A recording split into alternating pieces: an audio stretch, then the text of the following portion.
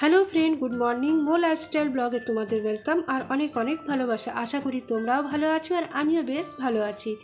তো সকাল থেকে আমি ব্লগটা স্টার্ট করলাম আর এখন বাজে সকাল 7টা। আর আমি বাসি কাপড়টা ছেড়ে ব্রাশটা করে এখন দরজাগুলো খুললাম। আর ওই যে সকালবেলায় একটু বাইরে জল দিতে হয় সেটাই দিয়ে নিচ্ছি।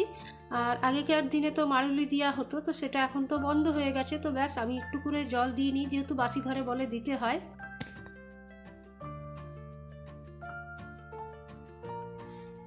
তো ঘুম থেকে ওঠার পর আমি কোনো ফেস ওয়াশ ইউজ করি না, এমনি সিম্পল জল দিয়ে আমি মুখটাকে ধুয়ে নিই, তারপর একটু মুখে ক্রিম লাগিয়ে নিই। যেহেতু সকালবেলায় ফেস ওয়াশ করলে আমার মুখটা একটু টান টান ভাব লাগে, তার জন্যে। তো এখন আমি দেখো এই রুমে এসে, ছেলে এখনও ঘুমোচ্ছে আর দাদাভাই টিফিন করতে হবে। দাদাভাই এখন ওয়াশরুমে আছে। তো আমি এখানে এই যে টেপটা দেখছো, এর তারটাকে গুছিয়ে রাখলাম। দাদাভাই এখান থেকে কিছুতেই টেপটা সরাবে না। আর এখন মুখে একটা সানস্ক্রিন লাগিয়ে নেবো, যেহেতু রান্নাঘরে ঢুকবো। আর গরম তো মোটামুটি বেশ ভালোই পড়েছে, রোদের তাপটাও বেশ উঠেছে। এখন সকাল 7টা বাজে।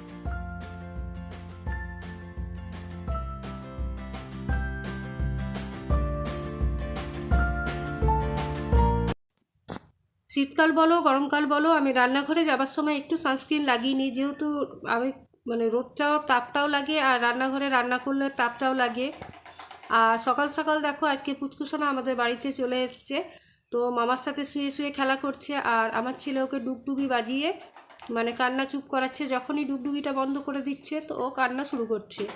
আর এদিকে ততক্ষণ আমি আমার বাসি যে কাজগুলো আছে সেগুলো সেরে নিচ্ছি। জানলাগুলো খুলে দিয়ে পর্দাগুলো এখন ভালোভাবে আটকিয়ে নিচ্ছি। আর ছেলেকে উঠতে বলছি, ও উঠলে তবেই আমি বিছানাটা গোছাতে পারবো। তো উঠতে চাইছে না।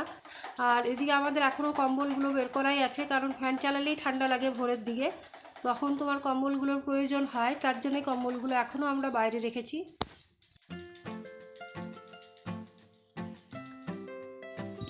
আজকে অনেক কাজই আছে যেগুলো আমাকে করতে হবে, কিন্তু আজকে তোমাদের সাথে আমি সকাল 7টার থেকে কাজ স্টার্ট করেছি। মর্নিং রুটিনটাই দেখাচ্ছি আর রান্নাবান্না শেয়ার করছি না, কারণ দুদিন পর বাইরে বেরোতে হবে। তার জন্য আমাকে এখন লাগেজগুলো গুছিয়ে নিতে হবে। ছেলের আলাদা হয়েছে, আমার আলাদা হয়েছে, দাদা ভাইয়ের আলাদা। তো তিনজনের 3টে লাগেজ হয়েছে, সেগুলো গুছোতে হবে। খাবার আছে, তারপর নানা রকম সাজা গোজার জিনিস, কাপড়, অনেক কিছুই আছে। মাথাতে এখন কোনটা নিব কোনটা রাখবো কিছুতেই বুঝতে পারছি না। আর বাইরে গেলে দেখবে একটা মনের মধ্যে একটা আলাদাই আনন্দ।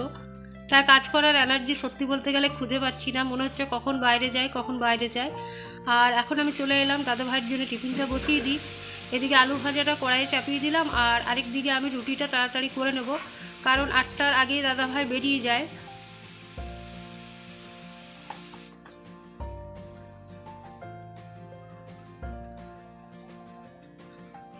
তো এত বছর হয়ে গেল আমি কিন্তু খুব একটা ভালো আটা মাখতে পারি না, কাজ চালানোর মতন আটা মাখতে পারি, রুটি হবে সেটাই, কিন্তু রুটি ভালো আমি বেলতে পারি।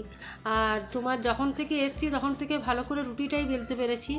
আটাটা এখনও আমি খুব একটা যে ভালো মাখি তা নয়, মেখে রেখে দিলে একটু নরম হয়, আর যদি সঙ্গে সঙ্গে মেখে রুটি করি তো একটু রুটিগুলো আমার শক্ত হয়ে যায়। তো যাই হোক, দেখো প্রথম রুটিটা আমার ফোলেনি, কিন্তু তারপরের থেকে যতগুলো রুটি করেছি সবগুলোই ফুলেছে।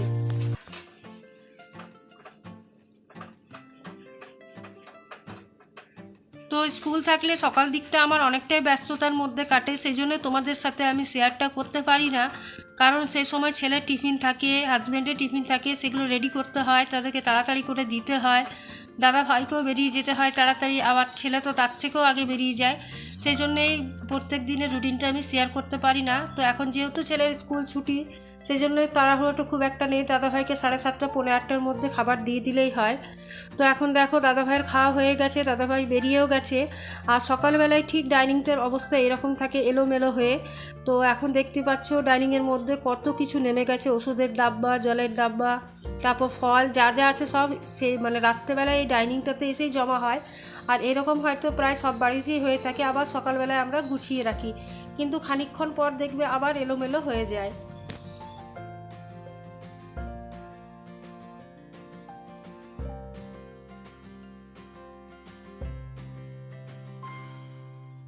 তো এখন আমি ভালোভাবে ডাইনিং টেবিলটাকে পরিষ্কার করে নিচ্ছি। খাওয়ার পর একবার পরিষ্কার করে নিই, আর রাত্রেবেলাও পরিষ্কার করেই শুই, কিন্তু দেখবে যখন সকাল হয় তখন একটা ধুলোর স্তর বসেই থাকে, তার জন্য আরেকবার সকালে উঠে আমাকে পরিষ্কার করতে হয়। আর আমরা ডাইনিং টেবিল মোটামুটি সারাদিনে 3-4 বার মুছেই থাকি, কারণ এটা ব্যবহার হয়েই থাকে। যখনই কেউ খেতে বসছি তখনই এখানেই খাওয়া হচ্ছে, আর তারপর আবার মুছে নেওয়া হয়। আর ডিপ ক্লিন যদি বলো তো সপ্তাহে 1 দিন করে থাকি। আর টেবিলের নিচগুলোও আমাদেরকে ভালোভাবে পরিষ্কার করতে হয়, তা না হলে দেখবে মাকড়সার জালি হয়ে যায়, সেটা দেখতেও খারাপ লাগে। তো আমি সপ্তাহে 1 দিন করে ডাইনিংয়ের নিচগুলো পরিষ্কার করে নিই।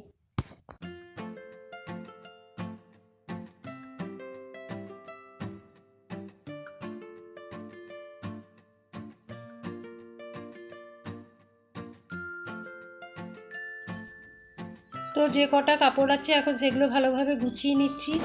আর ছোটো ঘরটা আমার এলোমেলো হয়েই আছে, যেহেতু কাপড়গুলো সব বেরিয়ে আছে নেওয়া হবে বলে। আর 13 তারিখে তো আমরা পুরী যাচ্ছি, সেটা তোমাদের সাথে শেয়ার করেইছি। তো এই ব্যাগগুলোর মধ্যে কিছু কাপড় আছে যেগুলো প্রেস হতে গেছিলো, সেগুলো চলে এসছে, এক দাদা ভাইকে পাঠিয়েছিলাম। আর এখন আমি একটু বারান্দাটা ভালোভাবে পরিষ্কার করে নিচ্ছি। ওই যে রোডের সাইডে ঘর যতই পরিষ্কার করি কিন্তু একটা ধুলোর স্তর এসে বসেই থাকে, তো সেটাই এখন ভালোভাবে পরিষ্কার করছি। আর এসেই আমাদের বাড়িতে অনুষ্ঠান আছে পৈতের, তো এসে আর আমি সময় পাবো না, সেই দিনটাতেই গায়ে হলুদ। এদিকে দিদিও কাজে চলে এসছে। তো আমি প্রত্যেক দিন কাজের লোককে দেখাই না, আমার ভালো লাগে না ঠিক একটা, যে কাজ করছে বলে আমাকে দেখাতে হবে, সেই জন্যেই। তো এখন দেখো আমি রান্না করব বলে রান্নাঘরটা পরিষ্কার করতে চলে এসেছি। আর রুটি করেছিলাম, রুটি করার পর এরকম গ্যাসের অবস্থা হয়ে যায়, রুটির পরচনাগুলো তোমার পড়ে তারপরে এরকম দেখতে বাজে লাগে। তো তাই আমি রান্না করার আগে রান্নাঘরটা আরেকবার ভালোভাবে পরিষ্কার করে নিই স্নান করে এসে, তো সেটাই এখন করে নিচ্ছি।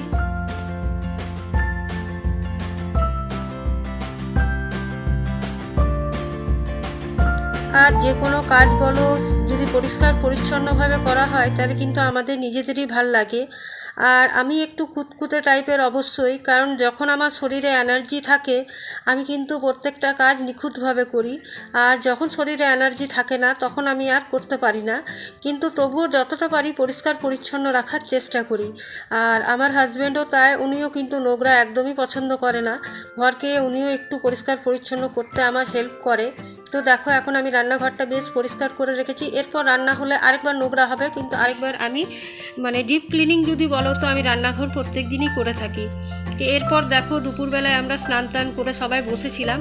তো এখানে দেখো অনেক পায়রা এসেছিলো, আমার ছেলে চাল দিচ্ছিল, তো পায়রাগুলো খেতে এসছে। আর দেখতে কিন্তু খুব ভালো লাগে যখন এরকম পায়রা আসে, আর এই পায়রাগুলো রোজ আমাদের বাড়িতে আসে, তোমাদের সাথে কোনোদিন শেয়ার করিনি, তো আজকে সেটা শেয়ার করলাম। তো আজকের ব্লগটা এখানেই শেষ করছি, কালকে আবার একটা নিউ ব্লগ নিয়ে দেখা হবে, নেক্সট ব্লগ পুরো দিন নিয়ে হবে। তো আজকের ব্লগটা এখানেই শেষ করছি।